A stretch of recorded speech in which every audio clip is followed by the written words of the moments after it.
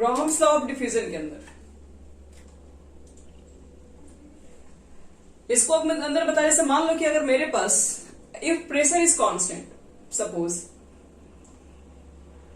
तब तुम्हारे पास सब कुछ सही था। लेकिन इस कंडीशन में मान लो कि ग्राहम्स लॉ ऑफ डिफ्यूजन में बात करेंगे जब प्रेशर कांस्टेंट नहीं होता है, फिर इस कंडीशन में हम लोग क्या करेंगे? क्योंकि हम लोग ने ग्राहम्स लॉ ऑफ डिफ्यूजन को डिफाइन किया था at constant temperature and pressure पे। At constant temperature and pressure पे जो रेट ऑफ इफ्यूजन या डिफ्यूजन की जो रेट होती है गैसेस की, वो इनवर्सली प्रोपोर्शनल होती है square root of their densities of gases.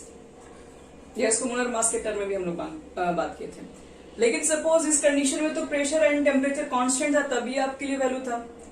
लेकिन अगर मान लो कि प्रेशर अगर कांस्टेंट नहीं है, if pressure is not constant,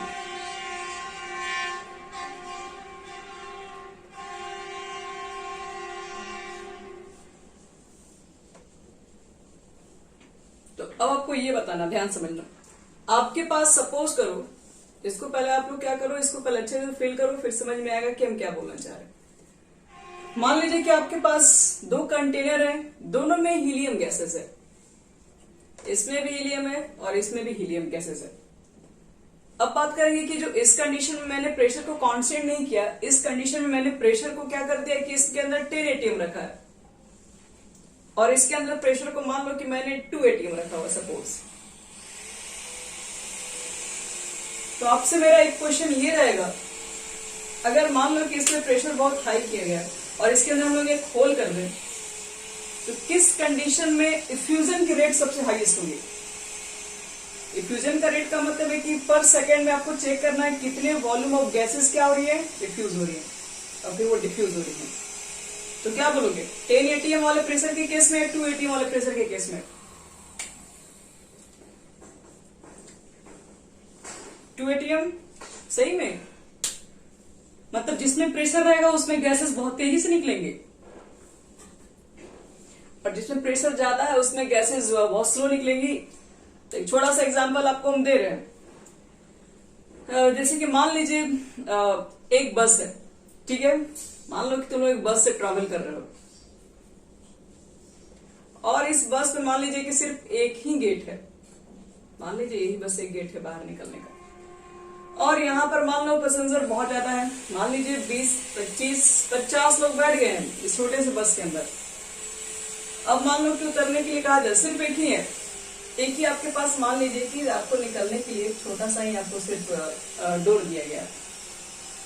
अब अगर हम पूछेंगे कि यहाँ से निकलने का जब बात होगा तो किस कंडीशन में लोग तेजी से निकलने की कोशिश करेंगे?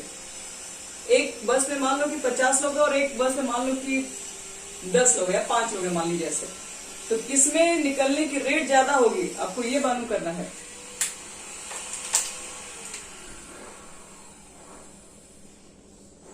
तो वाले में वहां तो सब बच्चे लोग आराम से निकलेगा ना, किसी को हड़बड़ी होगा, वहां तो सब आराम से धीरे धीरे निकलने आएगा। समझ में आ रहा है? जहां पर प्रेशर आप ज्यादा लगा देंगे तो वहां पर छोटे से वॉल्यूम पे ज्यादा गैसेस की जगह इकट्ठी हो जाएंगी। अगर उसके बीच में अगर हम कहीं होल कर देंगे तो वहां से जो निकलने की जो आएंगी, तो ऊपर से प्रेशर पहले से लगा हुआ है, तो उस कंटेनर से जब उस वॉल्यूम करो, जब होल से जो बाहर निकलेंगे तो हाई प्रेशर के साथ निकलेंगे, तो बहुत स्पीड में निकलेंगे। जैसे बहुत सारे जब लोग भरे रहते हैं तो वहां पर क्या होते हैं, आराम से लोग नहीं चल रहे होते हैं, बहुत फास्ट निकलना पड़ता है, बहुत उनको तेजी से जल्दी जल्दी निकलिए। जैसे कोई भीड़ में आप लोग बस में बैठते हैं, चढ़ जाते हैं, तो वहां पर ट्रेन ही देख लो, ट्रेन में जहां पर जब उतरने का टाइम आता है स्टेशन पे, तो क्या करते हो, वहां पर इतना ज्यादा भीड़ लगता है, जल्दी जल्दी उतरने का चढ़ने का, बहुत हाई स्पीड में काम हो रहा होता है। इसका मतलब है कि वहां पर प्रेशर बहुत ज्यादा एक दूसरे के ऊपर दबाव रहता है, जल्दी उतरे नहीं तो फिर ट्रेन आगे बढ़ जाएगी।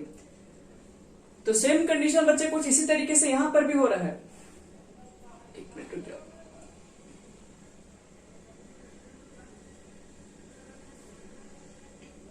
यहां पर क्या हो रहा होगा, सोचो कि जिसमें अगर मान लो कि मैंने 2 एटीएम का प्रेशर अप्लाई किया गया, तो वहां पर 2 एटीएम के प्रेशर अप्लाई करने से गैसेस मॉलिक्यूल्स थोड़ी दूर दूर होंगी, तो उनको निकलने के लिए कोई इतना टेंशन नहीं होगा, आराम से बाहर निकल रही होंगी, थोड़ा टाइम ले लेके भी निकलेगा। लेकिन जहां पर सोचो कि 10 एटीएम का प्रेशर अप्लाई किया गया, तो 10 एटीएम के प्रेशर अप्लाई करने के बाद वहां कम वॉल्यूम में ज्यादा गैसेस प्रेजेंट है, अगर उसमें से होल कर देंगे तो वहां से तेजी से गैसेस बाहर निकलेगी ना। समझ में आ रहा है क्या बोल रहे हैं?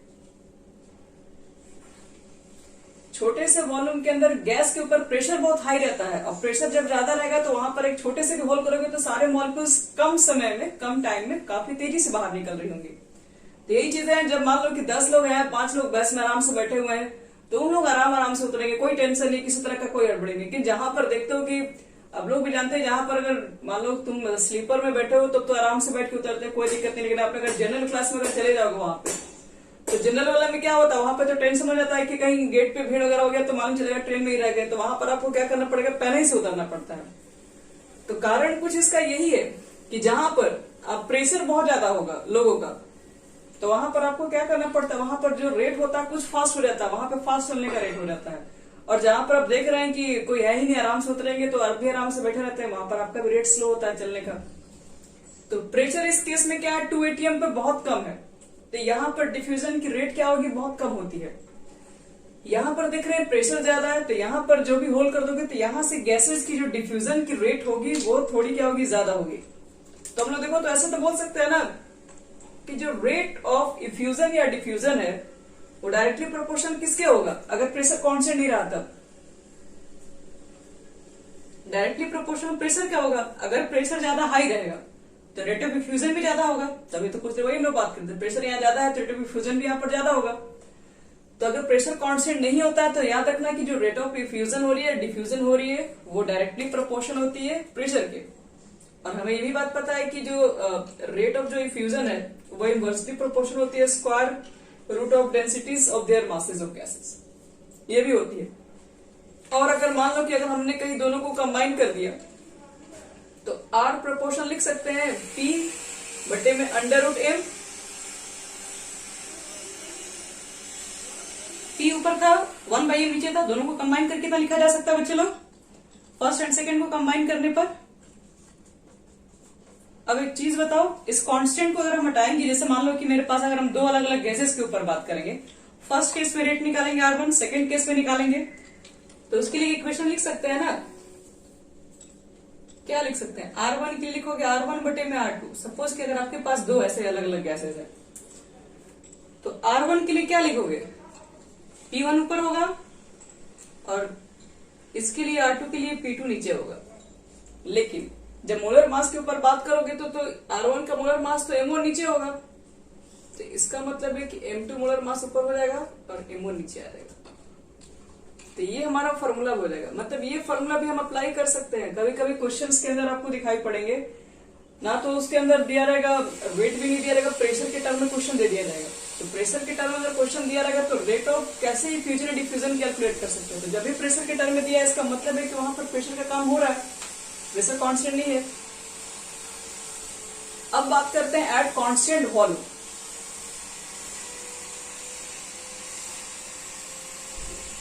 इसको समझो, अगर मान लो आपके पास अगर जो रिएक्शंस हो रहा है वो सपोज कि एक कांस्टेंट वॉल्यूम में हो रहा है।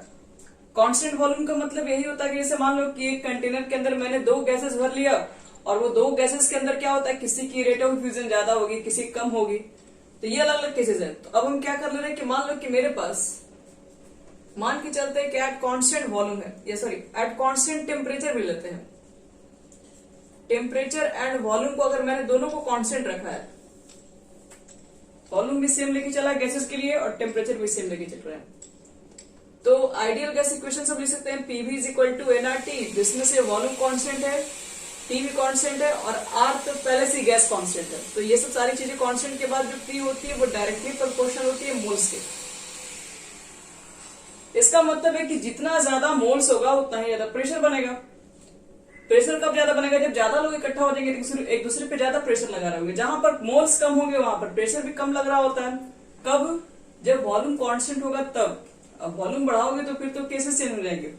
वॉल्यूम और टेम्परेचर को अगर कांस्टेंट कर दिया जाए तो याद रखना नंबर ऑफ मोल्स के ऊपर प्रेशर डिपेंड कर रहा होता है। जितने ज्यादा मोल्स होंगे गैसेस के उतना ही ज्यादा उसके ऊपर प्रेशर ऑक्यूपाई होगा। तो देखो तो क्या लिख सकते हैं बोले R1 बटे में R2।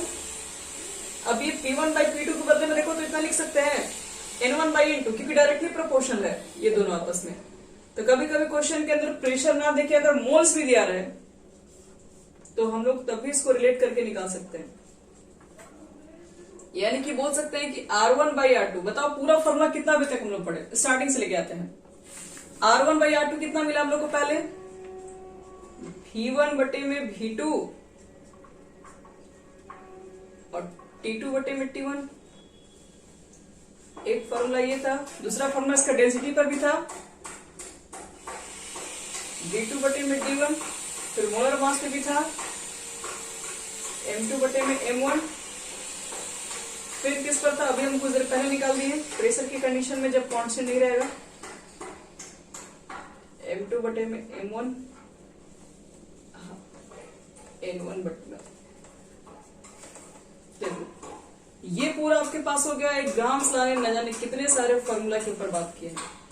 इसलिए कभी भी न्यूमेरिकल्स होगा किसी भी टर्म में वॉल्यूम, टाइम, डेंसिटी कहीं से भी रिलेट करके दिया जा सकता है आपको। तो इसलिए हम सारी चीजों को एक जगह बता दिए ताकि सब कुछ दिमाग में रहे। अब इस पे क्वेश्चन ये बताएंगे कैसे इसको हम लोग कैलकुलेट करेंगे इस तरह के क्वेश्चन को। यहां तक सब लोग नोट कर लिए?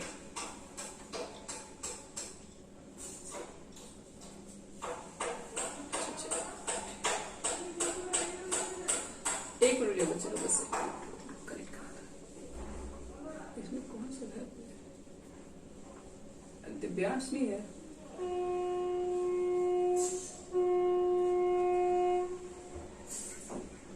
गुड आफ्टरनून हर्ष। चलो फटाफट ये आज का हो गया तो टॉपिक हम लोग देख लिए। कोई दिक्कत नहीं है, अब जो भी छूट जाएगा उसके अंदर कवर कर लेना तुम लोग। नोट्स तो हम कर दे देंगे, इसका जो भी पढ़ाएंगे नोट्स सब है मेरे पास। लेकिन आप लोग ये काम कीजिए, नोट कीजिए क्लास में तो ठीक ही रहेगा ना। तो फिर यही चीजें फिर घर पे भी टाइम लगाऊंगा।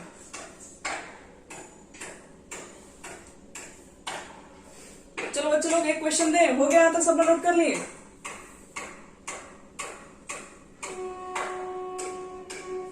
चलो एक क्वेश्चन सब लोग नोट करो यहाँ पे। अब देखो तुम लोग को खुद से पहचानना पड़ेगा कि हम लोग कौन से फॉर्मूला पर बनाए क्वेश्चंस को, क्योंकि फॉर्मूला बहुत सारे हैं। तो इसलिए वो क्वेश्चन के ऊपर डिपेंड करेगा कि कैसा क्वेश्चन में क्या क्या गिवन है। देखो क्वेश्चन हमारे पास लिखा हुआ है कि x ml of hydrogen gas. x ml मेरे पास हाइड्रोजन गैस है। इफ्यूज थ्रो ए होल। एक होल से वो क्या हो रहा है, इफ्यूज हो रहा है, बाहर निकल रहा है इन 5 सेकेंड। 5 सेकेंड में at 5 atm pressure. The time taken for O2 gas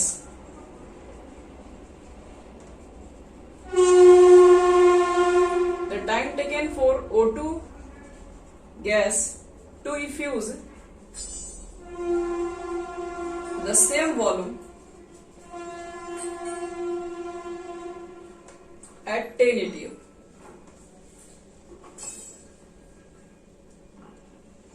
चलिए क्वेश्चन हो गया कंप्लीट। आप लोग सोचिए कि आपके पास गिवन क्या है और इसको कौन से फॉर्मूला पर रख के बनाओगे।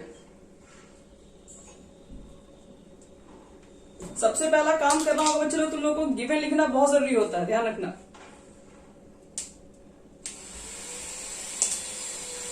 और गिवन में लिखने का एक सिस्टमैटिक तरीका होना चाहिए, आपको मालूम होना चाहिए। पहले कैसे उसको एडजस्ट करेंगे, पहले हाइड्रोजन को रखेंगे फिर ऑक्सीजन को रखेंगे, मतलब दो अलग अलग गैसेस दिख रही है तो दो अलग अलग गैसेस के साथ उसके डेटा लिखो।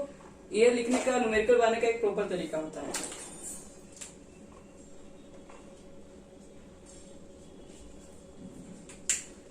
चलो सब लोग क्वेश्चन नोट कर लिए होंगे, ट्राई कीजिए सब लोग बनाना।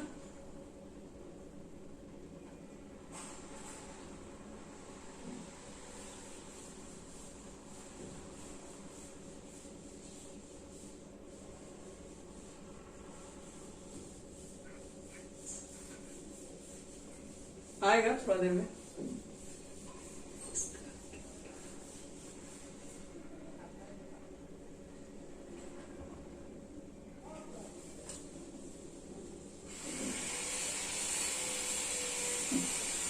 टाइम तो निकालना है ना बच्चे, क्वेश्चन वही तो निकालना है। देखो एक आपके पास हाइड्रोजन गैस है, दूसरा ऑक्सीजन गैस है। अब चलो इसी के ऊपर सोचना है, सारा कंडीशन यहीं पर तो दिया हुआ है।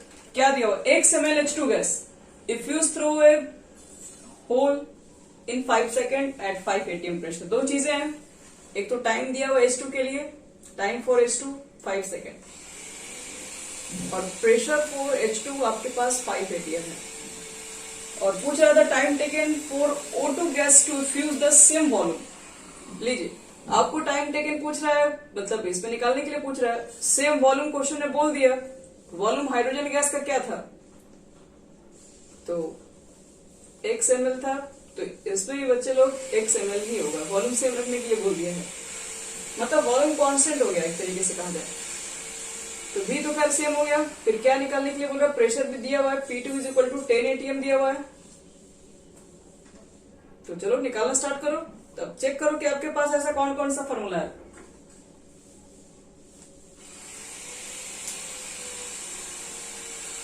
R1 बटे में R2 जो भी जस्ट हम लोग पहले काम किए, P1 बटे में P2, और इसके साथ साथ बताया है M2 बटे में M1। चलो ये होता है आपके पास फॉर्मूला। क्योंकि रेट जो होती है वो डिपेंड करती है गैस का मोलर मास का, वो भी चीजें लिखनी पड़ती है इसमें। यहाँ पुट कर दो, रेट के लिए लिखते हैं B1 बटे में T1, यानी कि B1 बटे में V2 इंटू T2 बटे में T1, और P1 P2 का मान पुट कर दो। रही बात मोलर मास की, तो मोलर मास H2 के लिए क्या लिखोगे,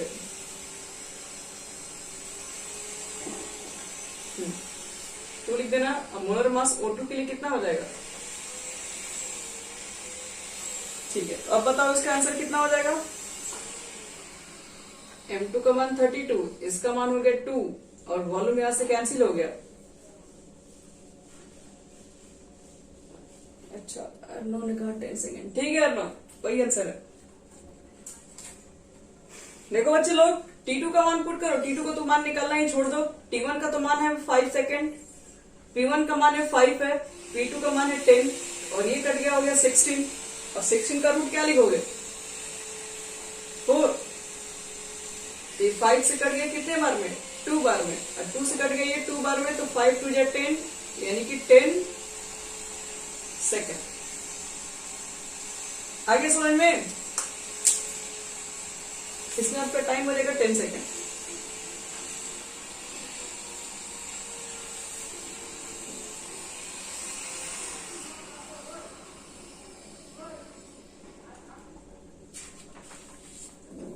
हो गया सारे बच्चे लोग का, यहाँ पे मिटा दे इसको।